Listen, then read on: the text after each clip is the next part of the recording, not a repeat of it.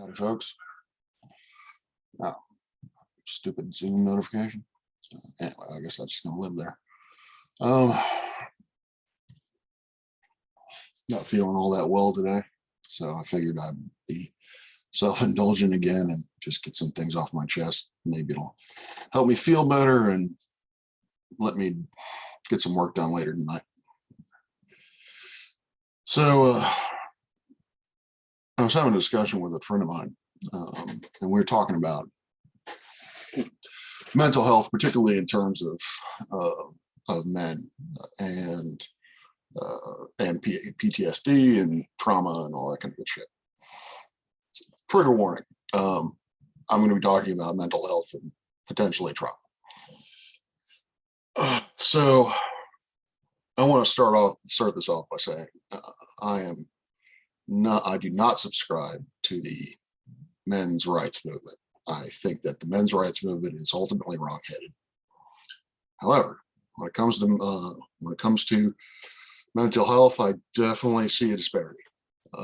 I've been in a number of groups. I've been in a number of hospitals, and it is clear as day that the number of men far dwarfs the number of women. Now, usually I'm very much in favor of that scenario, but in this case, I think it points to a much larger problem, and for a number of reasons. Now, I can't really speak to, well, let me start out by, again, talking about myself. I grew up by parents who grew up in the John Wayne generation. Men are strong, silent, and resilient, and doesn't matter what the hell happens to them, they soldier on and get it done,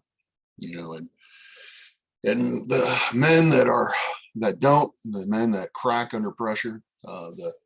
The key scene that I'm thinking about is in the movie Patton, which ordinarily is a fantastic movie, where there's a gentleman who suffers from World War II. I guess that would be battle fatigue, and Patton looks at him in disgust and slaps the guy. It's that sort of mentality, that sort of thing. And I've noticed that in more recent media, that it's apparently noteworthy or special or something when a male character reveals themselves, opens up about their feelings and all that kind of good stuff. And that, it's a step forward, I suppose, actually having male characters be emotional and show that they hurt or have suffered trauma or what have you. But the fact that it's noteworthy is bullshit to me. It should be noteworthy when anyone does it, but when you put it in the context of a man doing it, that's when it's problematic. And I personally believe, I ain't no biologist or psychiatrist or anything of that nature, but I've been around the block enough to know that depression and trauma can happen to anybody. Doesn't matter what your gender is. And I don't think that it happens disproportionately to women to men. Again, I could be grossly underestimating that because women are more prone to domestic violence and assault and things of that nature. But as my friend was telling me, it doesn't matter what that trauma is. It doesn't matter what was done to you. If it affects you, if it harms you, then it's equally valid. And so, as usual, I was going somewhere with that, and I completely forgot what it was. So I urge, if you have trauma in your life and you are hurting from something, please seek help. I'm just now getting into, and funny enough, although it's not funny at all, I've been in therapy for years now, And I had to ask, you know, a number of therapists, and I had to, and maybe this is the point of therapy. I don't know. I don't think it should be. I don't think I need to ask. You know, if I have a heart condition, I shouldn't need to ask my cardiologist, hey, maybe you should do an EKG. Maybe I should have a stress test. You know, I shouldn't have to ask, but I did in this case. You know, and most psychiatrists, and no, this is not a, I'm not coming down on them, but, or maybe I am. But this is intended to be constructive criticism, and it's also intended to be advice, as it were, of completely unsolicited advice to folks who are in therapy.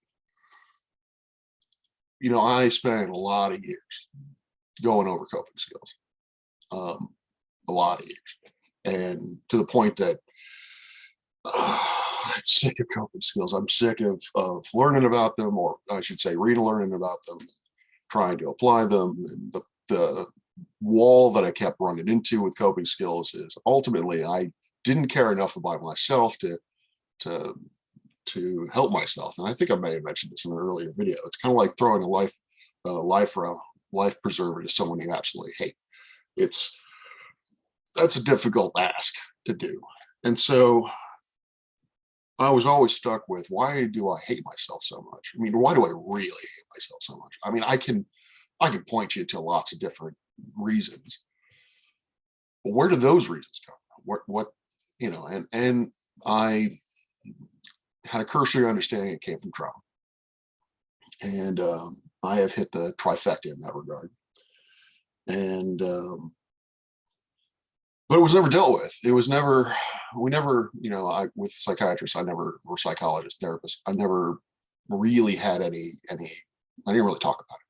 I mean, I mentioned it, but it was more one of those things. Oh, you had this trauma. That's perfectly understandable why you feel this way. Now let's give you some coping skills in order to fix it, or have you cope with it. I recently had to ask, hey, how about we just dive into the trauma and just deal with it, and hopefully do some surgery and actually heal that wound, and you know, go from there. And it sucks. It sucks. And the funny thing, again, not funny, I'm terrified of it. I'm terrified of diving into that, because it just makes you feel small. It just, maybe it's because I was raised, you know, man, I should be strong, all that sort of crap. But you know, I feel weak. I'm scared. The fact that I'm scared is I have to not only deal with the fear, but I have to deal with the fact that it makes me feel small, because society has taught me that, or my upbringing has taught me, something has taught me that I shouldn't feel small when I'm afraid. So yeah, but got to do it. It's pain, but one of those things which I'm hoping, I don't, obviously I haven't experienced it, but I'm hoping that, you know, it's going to hurt now, but in the long run, it'll hurt less than dealing with the shit that I'm dealing with. So yeah, I just talked to another friend of mine recently, and also a dude, and he's going through some shit right now. His situation in life is pretty precarious, as it were.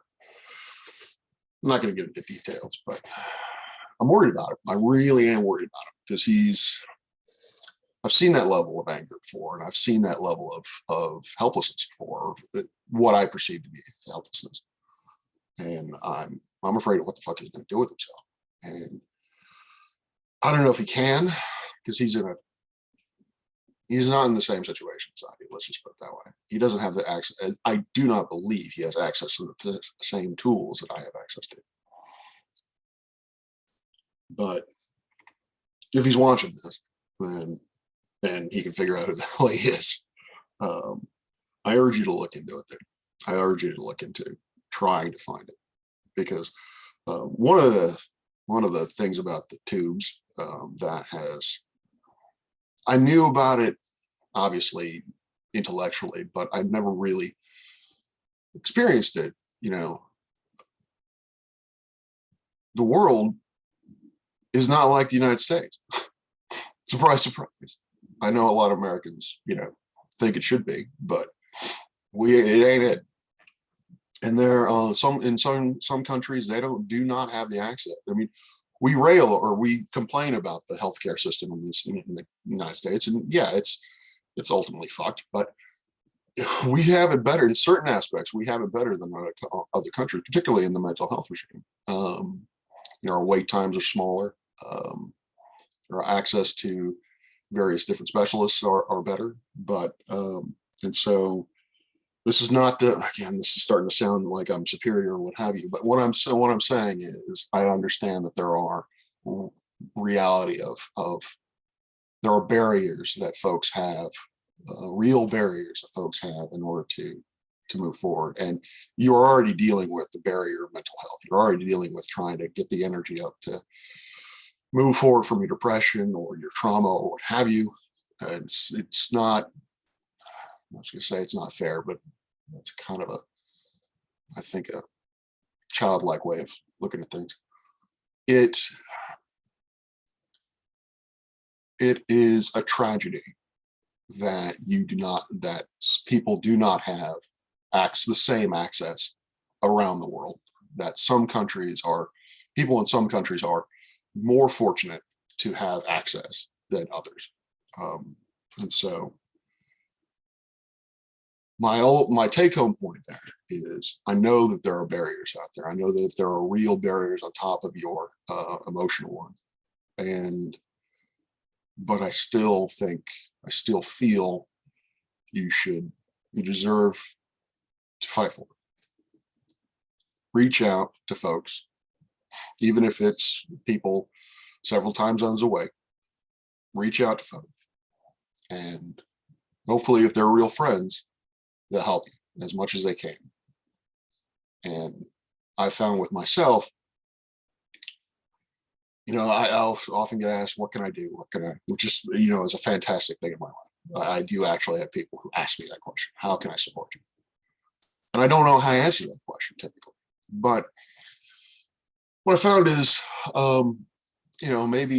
maybe little things, it comes to mind that whenever I get asked that question, I always defer to, cure me, figure out a way to make all this end. But, obviously that's a irrational sort of ask. Well, not irrational, but it's a big ask. When life has taught me, therapy has taught me, I need to be concentrating more on small asks. So this is a long-winded, long way of coming around by saying that, if you run into these barriers, ask folks for help. Ask folks for small help. And it works better for both you and them. If it's a small help, that you can feel like it's not that much of a burden on them. And if you're lucky enough to have enough friends, either locally or on the tubes or on the internets, then you can spread the joy around. Just ask small help from everyone. I know this is getting a bit long, but there was something else I was thinking about along these certain lines, and actually along the kind of thing with these videos. When I do these videos, again, as I said, I feel so sort of self-indulgent, like I'm oversharing. But I think oversharing is bullshit. If people have a problem with you sharing their problems, then that's on them. Now, there are limits. I think that if you are constantly complaining about the same shit and you're not doing anything to fix it, then it's on you. You need to be doing something to fix it. Something. Find an outlet to vent or see therapy or whatever. Anyway, and this ties back to the whole male-female sort of social dynamic in that, obviously women can't be trusted to be the president because they might get emotional and just nuke someone for no apparent reason. Which is just bullshit. Emotions are honest. We should all be emotional. We should all share how we're feeling. Not just because we don't want to bottle it up, but because it's honest. If something happens and this is the way you feel about it, then that's going to drive your response to it. Someone else may look at that objectively and say, you shouldn't be angry about that. You shouldn't feel sad about that. Well, fuck them. This is how you feel. It may be distorted. You may be overreacting, as it were. But that's how you feel.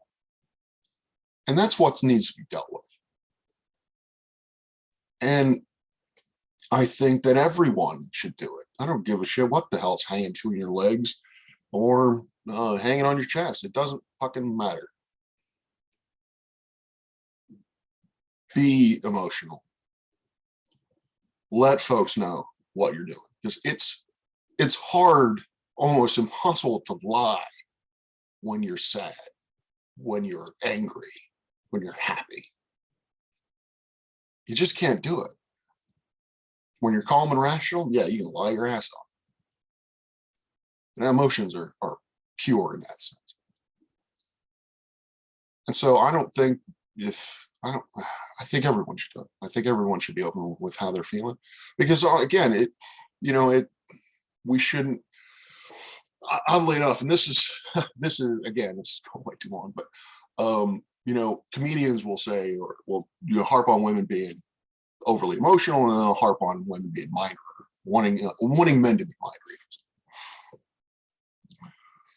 What I'm saying is, no one should have to read your mind. In the sense that if you're emotional, if you communicate how you're feeling, if you communicate what's going on, then people, they can pick up on it. Some people just can't see it. Some people cannot look at you and tell what you're feeling, and that's perfectly okay. No one should be expected to have great insight as to other folks' emotional state. You got to let them know, because then you can do something about it. You can do something about it. They can do something about it. And the world will be a much better place, I think. Maybe. Who knows? Anyway,